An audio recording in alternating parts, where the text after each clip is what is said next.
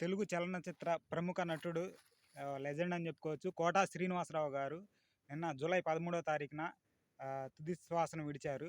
అయితే ఈయన 1942 జూలై 10వ తారీఖున మద్రాసు ప్రెసిడెన్సీలో కంకిపాడు అనే ఊర్లో, కృష్ణా జిల్లాకు సంబంధించి కంకిపాడు అనే ఊర్లో జన్మించారు. అంతేకాకుండా చిన్నప్పటి నుంచి నాటకాలంటే బాగా ఇష్టం ఉండేదంట.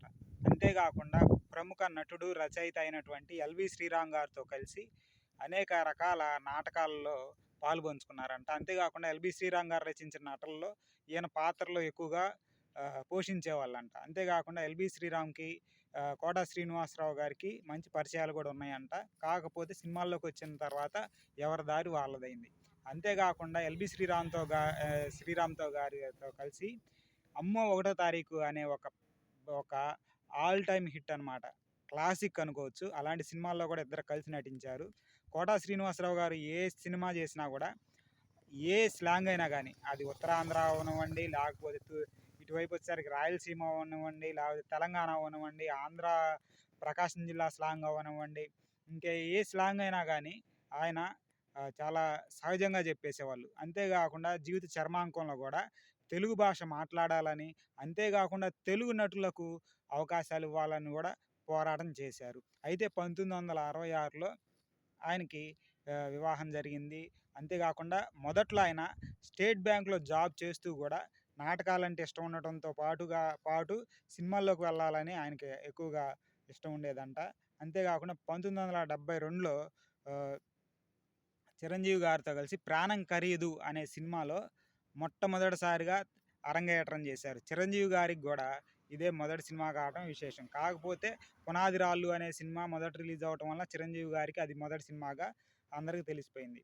అయితే తర్వాత కాలంలో కోట గారు పోషించినటువంటి పాత్రలు చిన్నా చితక ఎన్నో చేసినా కానీ మొట్టమొదటిసారి కోటా శ్రీనివాసరావు గారికి పేరు తెచ్చినటువంటి సినిమా అయితే 'అహనా పెళ్ళంట'. ఏదైతే రాజేంద్ర ప్రసాద్ గారు, బ్రహ్మానందం గారు, ఈ ముగ్గురు కాంబినేషన్ ఆ సినిమాకి హైలైట్ అని చెప్పుకోవచ్చు. ఒక పిసినిగొడ్డు తండ్రిగా, మామగా ఆ ఊర్లో ఉన్నటువంటి కోటా శ్రీనివాసరావు గారి నటన అత్యద్భుతం.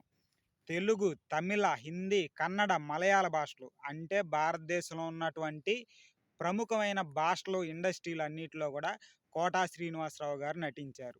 అంతేకాకుండా ఆయనకి విలన్గా, నటుడిగా, క్యారెక్టర్ ఆర్టిస్ట్గా, కమీడియన్గా 9 నంది అవార్డులు వచ్చినాయి రాష్ట్ర ప్రభుత్వానికి సంబంధించి. అంతేకాకుండా తెలుగు అంటే ఆయనకి చాలా మక్కువ ఎక్కువ.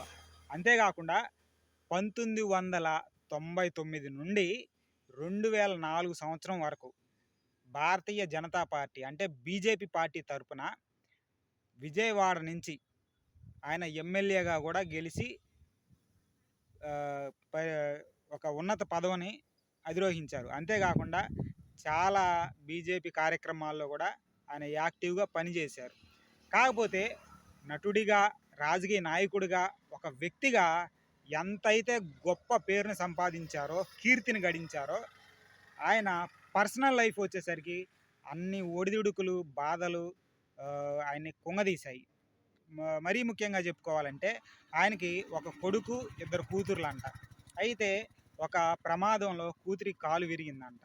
ఎట్టకేలకి అన్ని తిప్పలు పడి ఆమెకి వివాహం చేసిన తర్వాత 2010లో ఆయన కొడుకుకి యాక్సిడెంట్లో ఆయన మరణించారు. ఆయనకి ఇదొక పుత్ర శోకం అన్నమాట. ఇన్ని సాధించి జీవిత చర్మాంకంలో ఎన్నో ఇబ్బందులకు, ఆయన జీవిత చర్మాంకంలో కూడా తన కొడుకుని తలుచుకుంటూ ఎన్నోసార్లు బాధపడినటువంటి సందర్భాలు ఉన్నాయి. ఈ మధ్య కాలంలో ఆయన చివరిలో ఇచ్చిన ఇంటర్వ్యూల్లో కూడా పదే ప్రస్తావించారు. కోటా శ్రీనివాసరావు గారు, బాబు మోహన్ గారు కాంబినేషన్ అంటే ఆల్ టైమ్ అనమాట. మరీ ముఖ్యంగా చెప్పాలంటే 'మామగారు' అనే సినిమా ఉంది. ఆ సినిమా ఉందని ఇప్పుడు తరానికి కూడా తెలుస్తుందంటే కోటా శ్రీనివాసరావు గారు, బాబు మోహన్ గారు వల్లనే. ఎందుకంటే ఇప్పుడు కనుక మనం కోటా శ్రీనివాసరావు గారు కొన్ని సినిమాలు చెప్పుకోవాలంటే 'అతడు', 'ఛత్రపతి', అదేవిధంగా 'ఆమె', తర్వాత వచ్చేసరికి 'అహనా పెళ్ళంట', 'గణేష్' సినిమా అయితే క్రూయల్ విలన్ అనమాట. ఇట్లాగా కోటా శ్రీనివాసరావు గారు నటించినటువంటి సినిమాలు ఏయైనా కానీ అలవోకగా ప్రదర్శించేవాళ్ళు. అంతేగాకుండా హీరోలతోనైతేనే గాని మిగతా వారితో కూడా సత్సంబంధాలు ఉండేవి. చివరి రోజుల్లో తెలుగుని బాగా ఆదరించాలని, తెలుగు నటులకి అవకాశాలు రావాలని కూడా ఆయన చాలా బలంగా కోరుకొని చాలా మందిని కూడా ఆహ్, అడగటం కూడా జరిగింది. ఈ ఒక లెజెండరీ యాక్టరు ఆయన బర్త్‌డే వచ్చేసరికి జూలై 10, చనిపోయింది వచ్చేసరికి జూలై 13. ఇలాంటి గ్రేట్ లెజెండరీకి మరొకసారి తలుచుకుంటూ ఈ వీడియోని ఇంతటితో ఆపేస్తున్నాను.